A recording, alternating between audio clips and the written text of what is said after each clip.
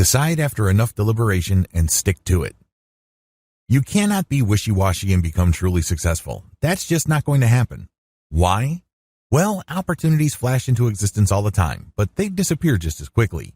You can't waste a tremendous amount of time analyzing what could be, what could possibly happen, and other contingencies. You have to study your options, figure out what's at stake, but you have to decide. You have to make a decision. The toxic effect of analysis paralysis.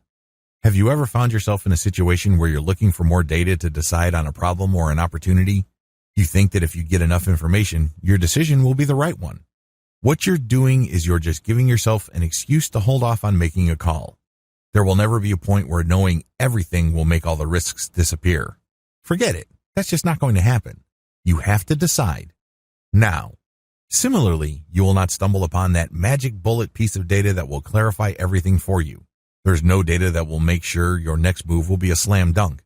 It would be great if such information existed, but there isn't.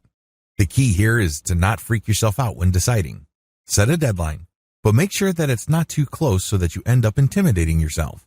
On the other extreme, make sure that it's not too distant, because if you hold off on deciding by setting up a date too far in the future, you're probably going to be as unprepared when that day comes as you are now. You end up attending to all sorts of things. Pick the right date. Decision means action. When you decide, you're not just going through some sort of mental exercise. When you decide, you commit to taking action. That's the bottom line. You haven't really decided if you do not take action or take on risk. You know you've decided when you are ready to make a move and face the consequences. It also means that you're prepared to say no to things that throw you off or distract you from your new goal. In other words, making a decision means making a commitment. This is not an easy thing.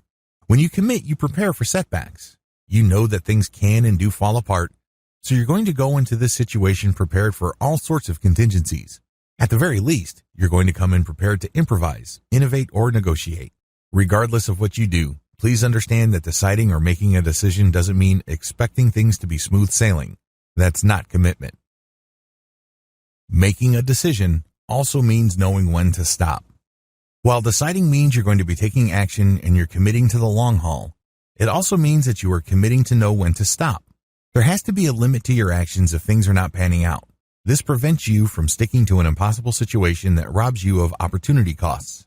Opportunity costs are real. You can't continue to do something that has an eventual payoff of $2 when you could have stopped and chose to do something else that pays $100. Understand that when you decide, this includes committing to knowing when to stop. Key points to remember. When you commit, please understand that your commitment speaks volumes about your character. What kind of person do you want to be? What kind of person do you imagine yourself to be? Understand that this image that you would like for yourself is in danger if you do not know how to commit.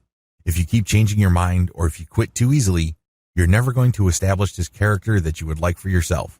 It's personal. People might think you're great. They might compliment you. But deep down inside, you know that you suck because you can't commit. You know there's something wrong with you because you can't go all the way. Make it personal. There has to be some sort of personal sting from within to make you stick to what you committed to.